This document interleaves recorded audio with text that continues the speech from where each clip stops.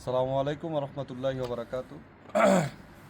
গভীর রাতে আসছি আজকে আপনাদের সাথে একটু কথা বলার জন্য। সেটা হচ্ছে একটু আগে ফেসবুকে স্ক্রল করতেছিলাম, এই যে সেটা হচ্ছে ধানের শীষের বাইরে যারা যাবে তাদের সম্মান করা যাবে না, এটা বলতেছে নয়ন, পাগলা নয়ন।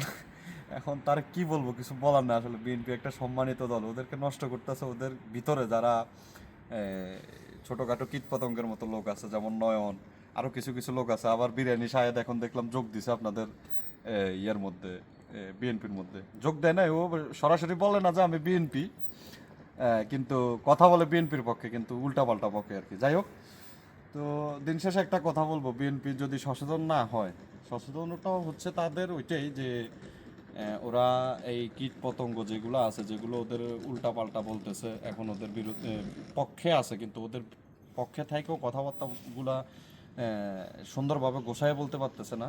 তারা ভবিষ্যতে বিএনপির জন্য বহুত বড় কাল হয়ে দাঁড়াচ্ছে। তো বিএনপির যারা আছে, যারা দেখবো, তারা একটু দেখেন, আপনারা চিন্তা ভাবনা করেন। আপনাদের যারা আছে, যাদেরকে মানতেছেন, তাদের মধ্যে কে ভালোভাবে গোছায় কথা বলতে পারতেছে। এখন যেটাই বলবেন সেটাই আপনাদের বিরুদ্ধে বা আপনাদের পক্ষে আসুক বা বিপক্ষে আসুক, এখন যেটা বলবেন সেটা বলার মতো বলবেন, যাতে মানুষের কাছে গ্রহণযোগ্যতা পায়। ঠিক আছে? এমন কথা বললেন না যেটা গ্রহণযোগ্যতা পাইব না।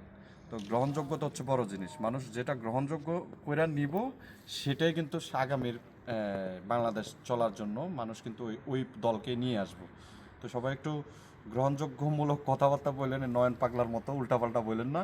কিছুদিন আগে ইশরাক ছিল, এখন ইশরাক একটু ঠিক হয়েছে, এখন নয়নে পাগল হয়ে গেছে। তো যাক, তো সবাই ভালো থাকেন, আমার জন্য দোয়া করেন।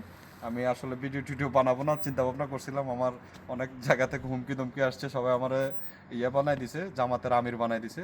তা আমি চাই না আমি আর খারাপ হই মানুষের কাছে। আমি চাই সবার কাছে আমি ভালো থাকি, সবাই আমার কাছে ভালো থাকুক, সেই আশাবাদ ব্যক্ত করে আমি আমার ভিডিও শেষ করতেছি। ইনকেলাব জিন্দাবাদ।